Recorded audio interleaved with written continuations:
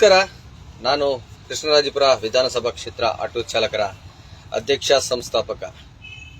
ನೋಡಿ, ಡಿಸ್ಪ್ಲೇ ಮೇಲೆ ನೀವು ನೋಡ್ತಾ ಇರ್ಬೋದು, ಹೊಸ ವರ್ಷದ ಶುಭಾಶಯಗಳನ್ನು ನನಗೆ ಯಾರೂ ಕೂಡ ತಿಳಿಸಬೇಡಿ. ಏಕೆಂದರೆ ನನಗೆ ಭಾರತೀಯ ಸಂಸ್ಕೃತಿಯಲ್ಲಿ ಹೊಸ ವರ್ಷ ಎಂದರೆ ಯುಗಾದಿ. ನನಗೆ ಹೊಸ ವರ್ಷದಂದು ನನಗೆ ಶುಭಾಶಯನ ತಿಳಿಸಿದ್ರೆ ನಾನು ಕೂಡ ನಿಮಗೆ ಹೊಸ ವರ್ಷದ ಯುಗಾದಿ ಹಬ್ಬದ ಶುಭಾಶಯಗಳನ್ನು ತಿಳಿಸ್ತೀನಿ.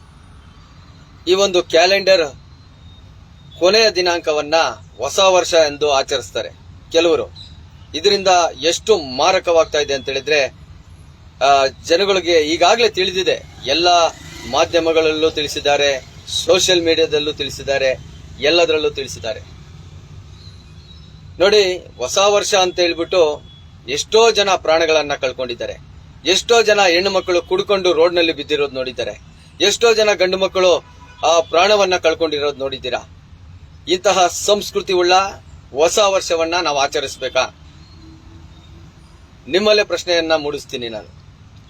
ನಮಗೆ ಯುಗಾದಿ ಅಂತ ಹೇಳಿದ್ರೆ ಹೊಸ ವರ್ಷ. ಅದು ಗಿಡ ಮರಗಳಿಗೆ ಗೊತ್ತಿದೆ, ತನ್ನ ಹಳೆಯ ಎಲೆಗಳನ್ನ ಉದುರಿಸಿ ಹೊಸ ಚಿಗುರನ್ನ ತೆಗೆರಿಸಿ ನಮಗೆ ಹೊಸ ಉಲ್ಲಾಸವನ್ನ ಕೊಡುವಂತ ಹಸಿರಿನ ಎಲೆಯನ್ನ ಉಟ್ಕೊಂಡು ಆ ಮರ ನಿಂತ್ಕೊಳ್ಳುತ್ತೆ. ಆ ಮರಕ್ಕೆ ಗೊತ್ತಿದೆ ಹೊಸ ವರ್ಷ ಯಾವತ್ತು ಅಂತೇಳಿ.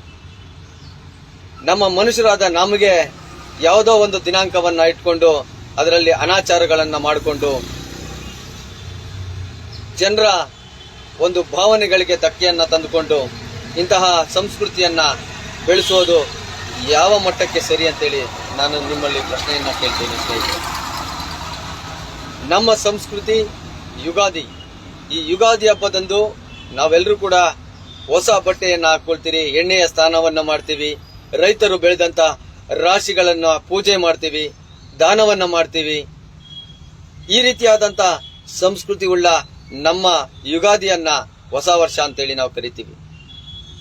ಸ್ನೇಹಿತರೆ, ನೀವು ನೋಡಿರ್ಬೋದು, ಇಂದಿನ ವರ್ಷದಲ್ಲಿ ಕೊನೆಯ ದಿನಾಂಕವನ್ನ